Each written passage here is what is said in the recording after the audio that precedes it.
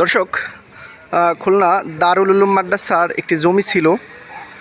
এই জমিতে 7তলা ভবন ওঠানো হচ্ছে। তো আপনারা সকলেই দোয়া করবেন।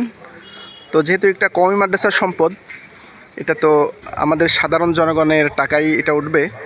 তো আমরা যে যা পারি সাহায্য তো করবোই ইনশাল্লাহ, আর বাকি আন্তরিকভাবে দোয়া করব যে এই ভবনটা যেন সুন্দরভাবে কমপ্লিট হয়ে যায়। তো বলতে গেলে গফফারের মোড়ে একেবারে মেন রোডের পাশে এই ভবনটি। সকলের আন্তরিক দোয়া কামনা করছি যে এই ভবনটা খুব দ্রুত হয়ে যাক, তাহলে এই ভবনটাই যে ভাড়া আসবে 7তলা ভবন, অনেক অনেক জমি এখানে, এই পুরো জমিতেই 7তলা ভবন উঠতেছে। তো এখানে প্রায় 14 না 15 কাঠা জমি আছে। তো এই ভবনটা হয়ে গেলে আশা করি মাদ্রাসার যে ভাড়া হবে মাদ্রাসার অনেকটা এগোয় যাবে।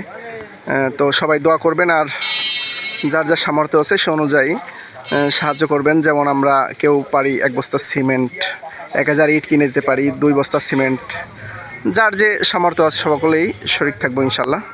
আসসালামু আলাইকুম।